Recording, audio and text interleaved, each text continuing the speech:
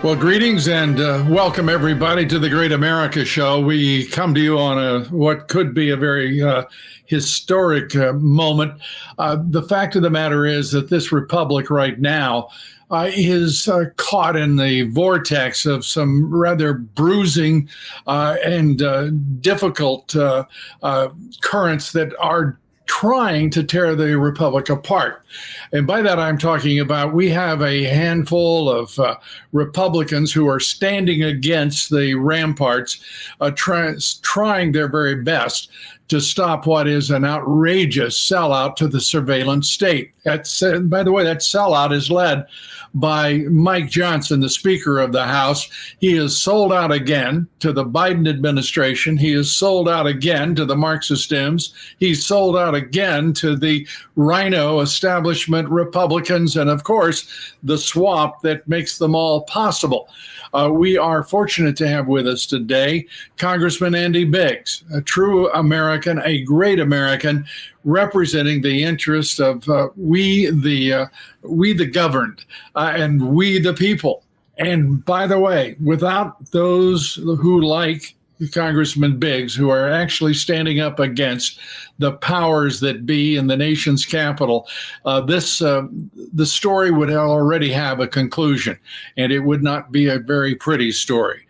It would mean that Joe Biden had won, and the forces of evil that make up the deep state and in the intelligence community would have prevailed over we citizens. I'm delighted to bring in now Congressman Andy Biggs. He is, as I said, a patriot with great credentials and a strong heart. Congressman, great to have you with us. I have to say, to begin with, right now there's a contest between your Speaker of the House of Representatives, Mike Johnson, and the forces of liberty, the heartbeat of the country, the American people. He wants the FBI, the CIA, you name it, to spy on American citizens at will. Your thoughts, I know, are on point and strongly opposed to that. Give us your sense of this moment right now, if you would, Congressman. Well, as so many times over the last few years that I've been in Congress and that I've had the opportunity to talk to you, Lou, we're at once again another inflection point. The surveillance state, which all Americans know exists. If you're right or left in your political leanings, you have watched the surveillance state watch into people's lives and basically try to take control of them. So what we have going on here is the Speaker has, for whatever reason, acquiesced into the intelligence community who likes to be able to surveil U.S. persons, people who are legally in this country, citizens. So when I think about it, what might we do? Well, for one thing, you could have gotten rid of completely of FISA authority, but then there's other ways that they would get around it, but we could talk about that another time. But here's the deal. In just talking to one of my friends who is in the intelligence communities, on the intelligence committee here, he said, Andy, we should just take away all FISA authority away from the FBI. And I said, okay, let's do it. Let's go ahead and do it. But they won't do that because when you think about it, that makes sense because currently, CIA, NSA, they have no legal authority to surveil American citizens. And the FBI is using the FISA to abuse the FISA authorities to actually basically surveil Americans and search their records and stuff. Right. Why don't we that would be one thing to do. My underlying bill that the Speaker basically killed, that would have had massive reforms in it. And now what they do is they've got this kind of consensus bill, and they told us, and we said, well, we'll acquiesce in some of those things because you got punishment against people who abuse FISA, et cetera. That's good. But here's the deal. They told us we would get certain amendments would be brought to the floor. So like a warrant amendment, my warrant amendment, that would say you cannot surveil us, you can't query or investigate an American person without a warrant, right? I mean, because that's just straightforward. Straightforward. Well, they basically, then the speaker came out and basically scotched that, and he's basically lobbying against that. It's just too much. I've got to ask this, Congressman. What is wrong with this guy? He's behaving as if he were a high school sophomore. He is naive beyond belief, or he's arrogant beyond compare, because he's acting as if he is the only person who understands the stakes and what should be the limits of power in the swamp. It is amazing. And he is turning over civil liberties in this country to the FBI through the FISA reauthorization and the Section 702. Is he not? Yeah, 2 quick points on that. Number one, don't forget, he sat next to me for 7 years on judiciary. He voted with me for a much broader warrant requirement that former Rep. Justin Amash brought. He was with us on that. He was with us on removing FISA authority. He voted just last summer on the data broker exception bill to stop them from buying data so they could go forward. He voted with us on that, and then became speaker, and he went this other way. And the other thing too is he being blackmailed? Is he being blackmailed? Because I cannot find another rational explanation for his conversion and his now bending of the knee. No, he is prostrate across the ground now, begging for a surrender of American constitutional rights before the great IC, the intelligence community, and the deep state. It is ignorance. It is disgusting. It's appalling. And it is, I mean, this is a threat against the republic directly. Yeah. So get it out. Yeah. So I'll finish my other point real quick, because Lou, when you think about it, we all know that the FBI and the IC intelligence community have basically lied to Americans for the last 7 years, right? And so he ostensibly he believes them when they're telling him, if you have a warrant there, we're not going to be able to prevent the next international terrorist event, and it'll be blood on your hands.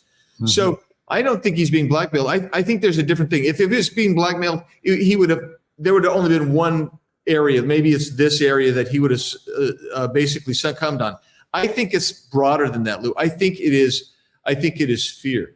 I think these people intimidate him. So that's why you get the crazy stuff on the continuing resolutions, because you've seen a whole host of things. That's why I don't think, and plus I know the guy, there's probably not much you could blackmail him on. I can't imagine. But what I can tell you is they are leveraging him with fear, and he is believing the same people that he knows has lied to the American people. He's believing them when they say, "Oh, man, you put Biggs's warrant requirement in there. We can't enforce the law, blah, blah, blah, blah, blah." And for some reason, he believes that. We're going to talk about what the speaker believes and doesn't believe, but most importantly, we're going to talk about what Congressman Biggs has put forward as a solution to this in his legislation that, as he pointed out, Speaker Johnson killed. We're talking with Congressman Andy Biggs. We'll be right back. Please stay with us. Much more ahead. Folks, did you know that over 90% of the pharmaceuticals in America are not made here? We saw during the China virus pandemic what happens when we are dependent on other countries like China and India for our most critical pharma needs. Recent clusters of respiratory illness have been popping up around the world, and in the United States, it's dominating the headlines. It's also shedding light on the need to be prepared for an unexpected medical emergency. Will you have what your family needs when the next crisis hits? Our good friends Dr. Peter McCullough and Dr. Drew Pinsky over at The Wellness Company have just what you need with The Wellness Company's medical emergency kits. These kits include 8 life-saving medications with drugs like amoxicillin, Z-Pak, and ivermectin for you to keep on hand, along with a guidebook for safe use. From tick bites to COVID to extreme bioterror events, every scenario is covered. Go to twc.health/Dobbs and grab your medical emergency kit right now. Don't wait until you need it. Take control of your health today with The Wellness Company's medical emergency kit. We're back with Congressman Andy Biggs, and let's turn to, if we may, right now. You say that Speaker Johnson is captured in fear of the deep state, fear of the foreign enemies, fear of the donor class, the swamp. What is he afraid of? Well, I think it's the DC cartel. So the DC cartel consists of the bureaucrats who come in and lie and gaslight the American public, and they gaslight members of Congress, and they have no accountability because Congress refuses to rein them in on funding. The DC cartel consists of the K Street lobbyists, which are the donors, the big donors who threaten people and say, "Oh, you're not going to get any money." Look, the PACs don't give me any money because they know that I can't be bought. I won't succumb to that. But so he feels this obligation that he needs to raise a bunch of money. So he's gonna kowtow to them. Then you get some of these other bureaucrats like the intelligence community who come in and scare the bejeebies out of you, and they say stuff, but they don't tell the truth. I mean, they're in the job of misinformation and disinformation, and so they provide you misdirection and deflection constantly, and that's what happens. It doesn't matter the administration. Under President Trump, you saw the same thing from the career bureaucrats. They will misdirect, and then the other part of the cartel is the media, and the media. On one hand, they can aggrandize you, and maybe he likes that. Other times, they can blow you out of the water and try to cause shame and embarrassment. And so that's the cartel, and that's what I think captures not just Speaker Johnson, but I think it actually captures a lot of the members of Congress, both sides of the aisle. Well, let's take up a couple of examples of what you're talking about. When you start talking about the, if you will, the fear machine in the institution of the CIA. Almost 2 weeks ago, they said that there would be within 48 hours an attack on Israel. Bold-faced, straightforward, no qualification, no equivocation. That's going to happen. And here we are in the week following, obviously, some 10 days have transpired. And suddenly, we don't have any explanation. The clandestine agency that has been so forward, public, and outrageously wrong, no one is holding them to account in that media, of course, and certainly not enough people, in my opinion, in the Republican Party have pointed out that this is pure fear tactics, pure propaganda, disinformation, misinformation, and for a political purpose, which is to achieve Biden's aim of getting Netanyahu to declare a unilateral ceasefire and let Hamas win. Netanyahu isn't playing, but no one in the national media is pointing out how strong he has been, how absolute resolute Benjamin Netanyahu and the Israeli government is in this moment when they're being attacked by the United Nations, almost every nation within it, and of course, by their strongest ally, the United States, in the form of the Biden regime. It's outrageous. Yeah, and Lou, that's just one example. Let me give you another example going back to FISA. So 6 weeks ago, we were ready to go to the floor on a Wednesday. It was Tuesday, right? You remember this? On Monday. So we're going to go on the floor Wednesday. We're going to put together this FISA bill, but we had the votes for a warrant requirement, which is a massive change, and it gets us back to the constitutional prescriptions.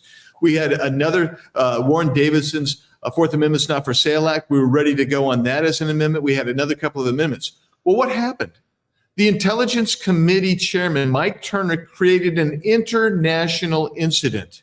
Remember this? He put out saying, we have new intelligence, there's this massive threat, and we need to do it. Well, so the speaker gets worried, and he pulls the bill.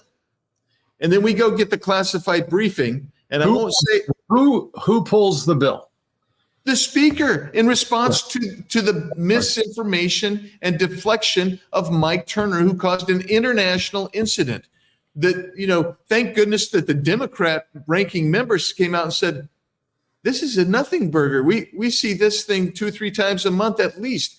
And by the way, I can't tell you what's in it because it was classified. I had to go to the classified room to read it. I go and read it, and we're sitting around the table. There's 4 of us sitting around the table reading it, and we're like, what's the incident, And that's the way they operate. And then let me be straightforward, if I may, because I think your rules of conduct and consideration would preempt you if you felt the way I do. Mike Turner is a absolutely unprincipled tool of the intelligence community and the deep state. And the man has no honor, no integrity whatsoever. And he is abhorrent in every manner one could imagine for a chairman of a committee so important as that of intelligence. In point of fact, for any leadership position at all within actually any membership in the United States Congress, in my opinion. Well, I will say this. I called for his removal as the committee chairman of Intel. He shouldn't be sitting on that committee. He should not be the chairman. And here's why. When you put out the information that he did, based on what we saw, then you know that it was done for political leverage purpose. It was not done because you really had a concern for a threat against this country. You were trying to prevent legislation from passing that you believed was not what in the best interest of the intelligence community. That is wrong. That is reprehensible. And you've basically forfeit your shot, in my opinion, to be the chairman of the Intelligence Committee, which is, by the way, that's the only committee in Congress that you serve strictly at the privilege of the Speaker of the House. And Mike Johnson could have, would have, I don't know if he would have, but he certainly should have removed him. I mean, they get pissed off because we take down a rule, and yet and force them to actually negotiate and work in good faith and that type of thing. But they don't get mad enough to remove somebody who causes an international incident. That's how screwed up this place is. I want to say that, again, it's another example of why I believe that Speaker Mike Johnson approximates more a high school sophomore than a leader of the United States Congress. It's just mind-boggling what he is doing to the Congress, to its standing, and to the American people in this great republic. It is a one-man assault on the national interest, and I find him abhorrent now. He has reached a point where he plays Hamlet. He's never quite sure. He has excuses, and he ignores the will of both his conference and the American people. We're talking with Congressman Andy Biggs. We're going to take up that issue with him when we return after these quick words. Please stay with us. Folks, did you know that over 90% of the pharmaceuticals in America are not made here? We saw during the China virus pandemic what happens when we are dependent on other countries like China and India for our most critical pharma needs. Recent clusters of respiratory illness have been popping up around the world, and in the United States, it's dominating the headlines. It's also shedding light on the need to be prepared for an unexpected medical emergency. Will you have what your family needs when the next crisis hits? Our good friends Dr. Peter McCullough and Dr. Drew Pinsky over at The Wellness Company have just what you need with The Wellness Company's medical emergency kits. These kits include 8 life-saving medications with drugs like amoxicillin, Z-Pak, and ivermectin for you to keep on hand, along with the guidebook for safe use. From tick bites to COVID to extreme bioterror events, every scenario is covered. Go to twc.health/Dobbs and grab your medical emergency kit right now. Don't wait until you need it. Take control of your health today with the Wellness Company's medical emergency kits.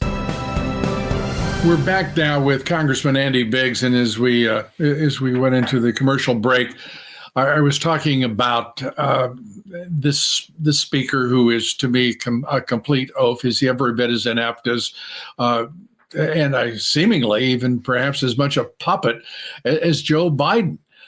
Congressman, what are you to do? These are huge issues for the Republic. These are critically important. They are existential issues that you all are dealing with right now, and you have this fool in the speakership. Yeah, this to me, Lou, the FISA issue is is an existential question. I mean, the funding is existential. The border's existential. We were going to fight on the border. You die on the hill, he said. He's not done diddly squat crap about that.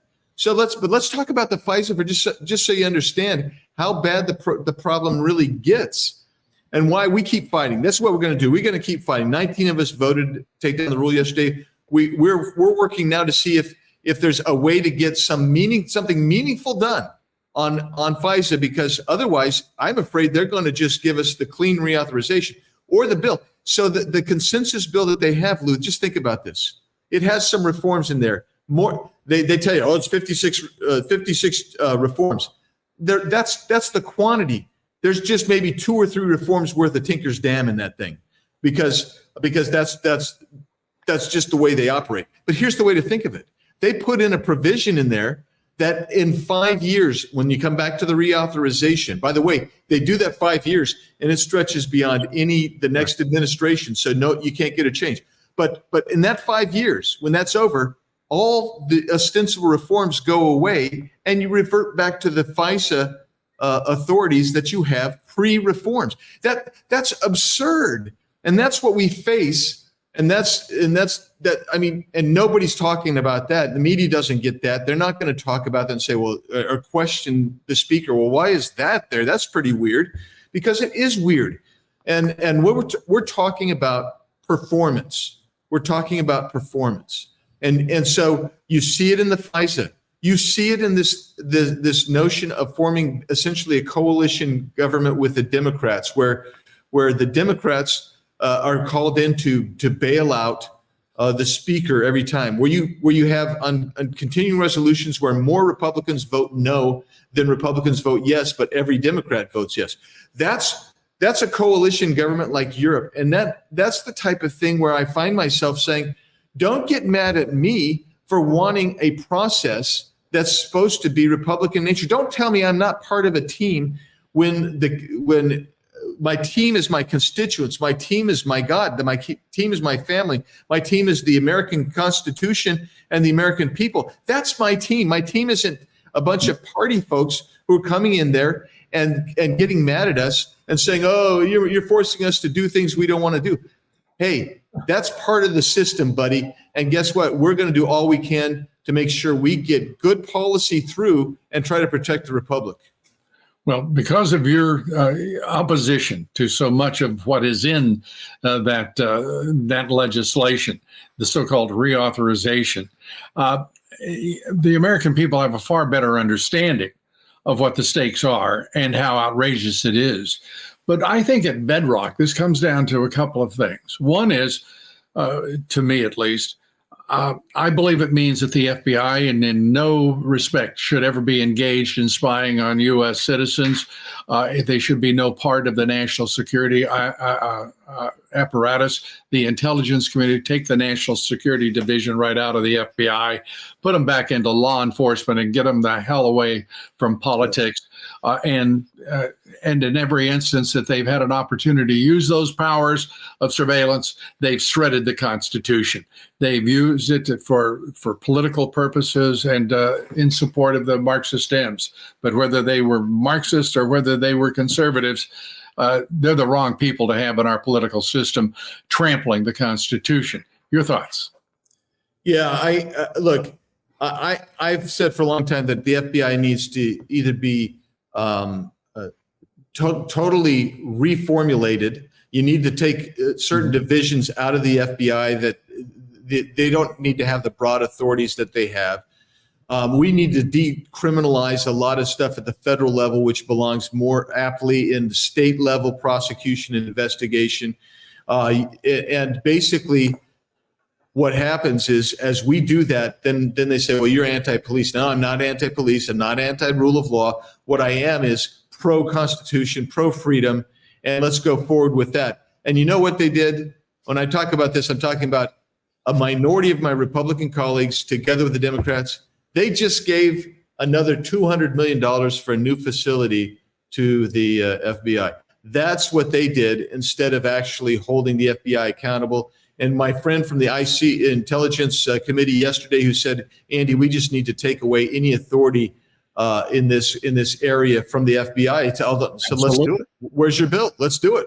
Let's do it. I'm so glad to hear you say that, and I know that you have been at the forefront of trying to bring sense, reason, judgment, and if you will, keep the Constitution pure and whole.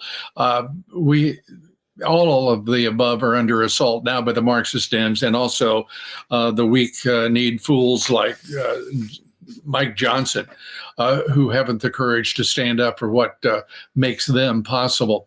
Andy Biggs, we thank you for being with us. Congressman, you're a great example for all of your colleagues in the United States Congress. We thank you for being with us and sharing your wisdom and your passion for the good of the nation. Thanks so much. We appreciate it. Thanks, Lou. Good to be with you. Thank you. Appreciate it. And thank you for being with us here today on the Great America Show. We thank you so much for being with us and making time for us. And we look forward to continuing the conversation. And thank you for joining us here. Thank you for joining in the fight. I'm Lou Dobbs. Have a great day. God bless you.